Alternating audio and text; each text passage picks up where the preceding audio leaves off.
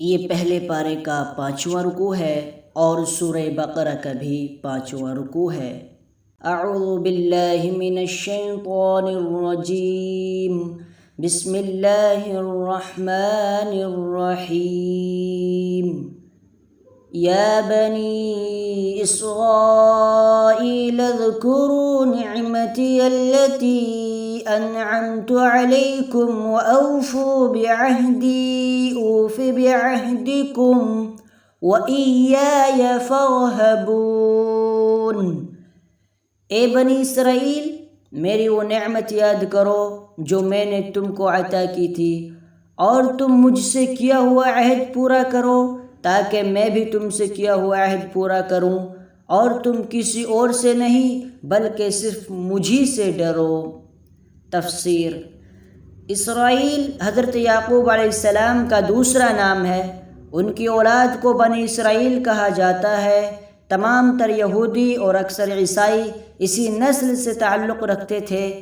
مدینہ منورہ میں یہودیوں کی اچھی خاصی تعداد آباد تھی، اور رسول اکرم صلی اللہ علیہ وسلم نے مدینہ منورہ پہنچنے کے بعد نہ صرف ان کو اسلام کی دعوت دی تھی بلکہ ان سے امن کا معاہدہ بھی فرمایا تھا۔ لہذا اس مدنی صورت میں زیر نظر آیت یعنی آیت نمبر 40 سے لے کر آیت نمبر 143 تک مسلسل بنی اسرائیل کا تذکرہ ہے، جس میں انہیں اسلام کی دعوت بھی دی گئی ہے اور ان کو نصیحت کرنے کے ساتھ ان کی بدعنوانیوں پر متنبہ بھی کیا گیا ہے۔ شروع میں ان کو یاد دلایا گیا ہے کہ اللہ تعالیٰ نے ان پر کیسے کیسے انعامات فرمائے تھے۔ ان کا تقاضا یہ تھا کہ وہ اللہ تعالیٰ کا شکر گزار ہو کر اس عہد کو پورا کرتے جو اللہ تعالیٰ نے ان سے لیا تھا کہ وہ توریت پر ٹھیک ٹھیک عمل کریں گے اور اللہ کے بھیجے ہوئے ہر نبی پر ایمان لائیں گے، لیکن انہوں نے توریت پر عمل کرنے کے بجائے اس کی منمانی تعویلیں شروع کر دی اور اس کے احکام کو بدل ڈالا۔ چونکہ اس طرز عمل کی ایک وجہ یہ بھی تھی کہ حق کو قبول کرنے کی صورت میں انہیں اپنے ہم مذہب لوگوں کا ڈر تھا کہ وہ کہیں ان سے بدظن نہ ہو جائیں۔ اس لیے ان دو آیتوں کے آخر میں فرمایا گیا کہ مخلوق سے ڈرنے کے بجائے انہیں اللہ سے ڈرنا چاہیے اور اللہ کے سوا کسی کا خوف دل میں نہیں رکھنا چاہیے۔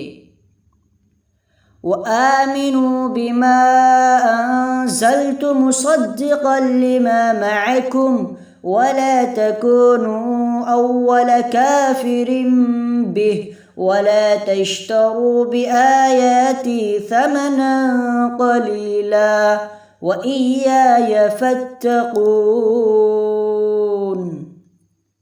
اور جو کلام میں نے نازل کیا ہے اس پر ایمان لاؤ، جبکہ وہ اس کتاب یعنی توریت کی تصدیق بھی کر رہا ہے جو تمہارے پاس ہے، اور تم ہی سب سے پہلے اس کے منکر نہ بن جاؤ، اور میری آیتوں کو معمولی سی قیمت لے کر نہ بیچو، اور کسی اور کے بجائے صرف میرا خوف دل میں رکھو۔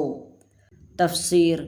بنی اسرائیل کو یاد دلایا جا رہا ہے کہ قرآن کریم وہی دعوت لے کر آیا ہے جو توریت اور انجیل کی دعوت تھی، اور جن آسمانی کتابوں پر وہ ایمان رکھتے ہیں قرآن کریم انہیں جھٹلانے کے بجائے دو طرح سے ان کی تصدیق کرتا ہے۔